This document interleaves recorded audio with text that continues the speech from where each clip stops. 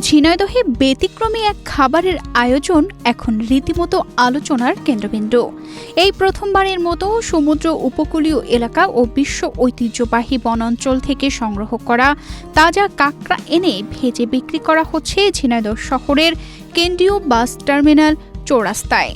আর এই ব্যতিক্রমী উদ্যোগের উদ্যোক্তা ওমান প্রবাসী আসাদুল।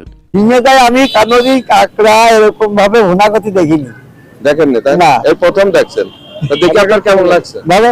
স্বল্প পরিসরে টং দোকান দিয়ে শুরু হলেও অল্প সময়ের মধ্যেই ব্যাপক সাড়া ফেলেছে তার এই কাঁকড়া ভাজি।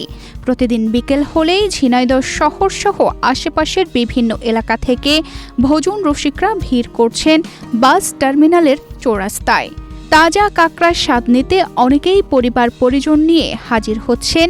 অর্ডার পেলেই আসাদুল বক্স সংরক্ষিত জীবন্ত কাঁকড়া বের করেন। এরপর নিজ হাতে বাটি ও ব্রাশ দিয়ে ভালোভাবে পরিষ্কার করে বিভিন্ন ধরনের মশলার সংমিশ্রণে ঝাল তেল দিয়ে কড়াইয়ে ভেজে পরিবেশন করেন। লোকে আরো খায় মাস কিনে ধরে আমি খাচ্ছি, আমার মুখে খুব স্বাদ লাগাছে। আমার বাসায়ও কিনে নিয়ে খাইছি, ছেলে মেয়ের সাথে করে খাইছি, খুব ভালো লাগে। নিজে হাতে তৈরি করে খাইছি বা বিলাস দোকানেতে খাইছি, কাঁচাও কিনে নিয়ে ভালো লাগে। কেমন স্বাদ? অনেক সুন্দর। আসাদুলের দাবি, প্রতিদিন গড়ে প্রায় 30 কেজি কাঁকড়া বিক্রি হয়।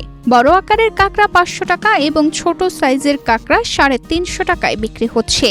ভাজির সময় বিশেষ মশলা ব্যবহার করায় প্রতিটি কাঁকড়ায় অতিরিক্ত 50 টাকা দিতে হয় ক্রেতাকে।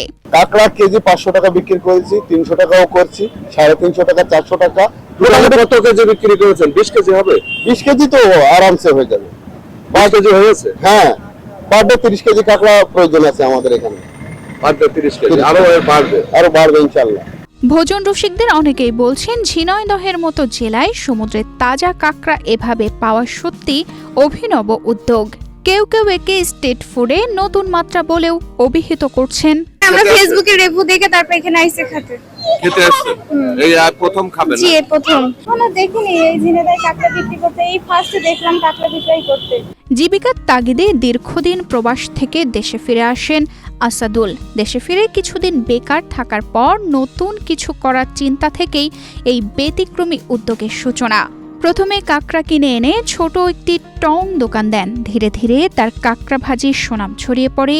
এখন প্রতিদিন সন্ধ্যা নামার আগেই দোকানের সামনে ভিড় লেগে যায়। আমাদের একটা কর্মসংস্থানের প্রয়োজন আছে। তারপরে চিন্তা ভাবনা করে দেখলাম যে আমাদের পার্শ্ববর্তী সুন্দরবনে বিভিন্ন প্রকারের আছে, আপনার যেমন মধু আছে, মাছ আছে, কাঁকড়া আছে। তা আমি কাঁকড়াটাই বেছে নিলাম যে কাঁকড়া বিক্রি করি এবং কাঁকড়ার কুয়াকাটা, সুন্দরবন আর কুয়াকাটা। তারপরে অনেকে আমার কাছে কাস্টমাররা বলে, ভাই যে আমি তো কাঁকড়া খাবো, তা আমার বাড়িতে রেঁধে দেওয়ার কেউ নেই বা কিভাবে খেতে হবে আমি জানি না, তা কি করা যায়? তখন আমি ভাবলাম যে আমি এটা ভেজে দেওয়ার সিস্টেমটা চালু করি, তাহলে দেখা গেলো আমার একটা কর্মসংস্থান হয়ে গেল, মানুষ যে খেতে চায় তারও একটা খাওয়ার মাধ্যম হয়ে গেল। তারপর থেকে চালু আছে, মোটামুটি আলহামদুলিল্লাহ ভালোই আছে, ভালোই চলছে। আর বিক্রি ভালোই হয়, এখানে দিয়ে পেরে ওঠা যায় না।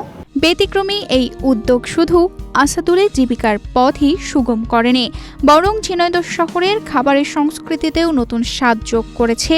ভবিষ্যতে বড় পরিসরে রেস্টুরেন্ট করার স্বপ্ন দেখছেন এই উদ্যোক্তা। তার প্রত্যাশা, মান ও স্বাদ ঠিক রেখে ব্যবসা এগিয়ে নিতে পারলে কাঁকড়া ভাজি একসময় ঝিনাইদহের বিশেষ খাবারে পরিণত হবে। তানজিদা রহমান, ইনায়া, বাংলাদেশ প্রতিদিন।